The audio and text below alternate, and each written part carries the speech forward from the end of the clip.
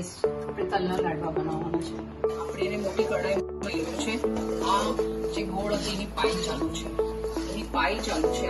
આમાં આપણે 1 સ્પૂન ઘી પણ ઉમેર્યું છે અને થોડું નળ જેવું પાણી નાખવાનું છે, જેથી કરીને તે સોફ્ટ અને સારા થાય છે. એટલે જ્યાં સુધી બબલ્સ ન આવે ત્યાં સુધી આપણે એને ઉકાળવાનું છે. એને આપણે આમાં લઈ લેવાના છે પાછા.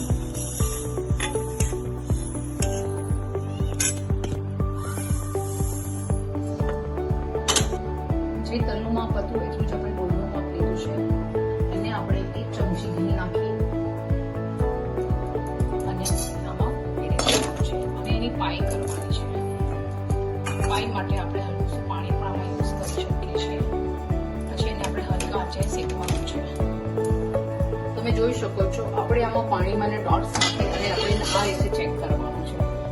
આનો મતલબ એમ હજી થયું નથી, હજી આપણે એને 2 મિનિટ માટે ઉકાળવાનું છે.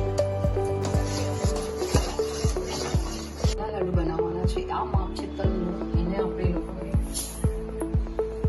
આવી રીતે સ્ટાર્ટ કરી અને ધીમા તાપે શેકી લેવાના છે.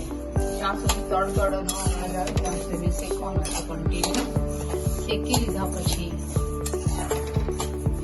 મિનિમમ 5 મિનિટ્સ તો શેકવાના છે. 5 મિનિટ શેક્યા પછી એને આપણે એક બાઉલમાં લઈ લેવાના છે. આપણે જે તલનું માપ લીધું હતું એ જ સેમ આપણે સીંગનું માપ લેવાનું છે અને આપણે શેકી અને આવી રીતે સ્મેશ કરીને ભૂકો લઈ લેવાનો છે. હવે આપણી પાઈ તૈયાર થઈ ગઈ છે ગોળની. આપણે પાણીમાં ડોટ નાખીને જોઈ શકીએ છીએ. જો આ રીતનું એની અંદર આ તૈયાર થઈ ગયું છે ગોળની પાઈ. એટલે આપણે તલના લાડવા હવે તૈયાર કરી લઈશું. હવે આપણે આની અંદર આપણે તલ લઈશું.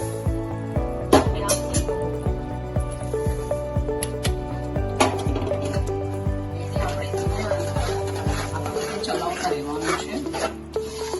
જોઈ શકો છો મિક્સ કરવાનું છે.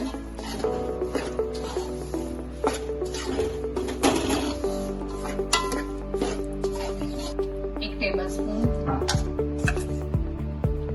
જેટલી આપણે એને એલચીનો પાવડર નાખવાનું છે અને એને આપણે સરખી રીતે હલાવીને લઈ લેવાનું છે.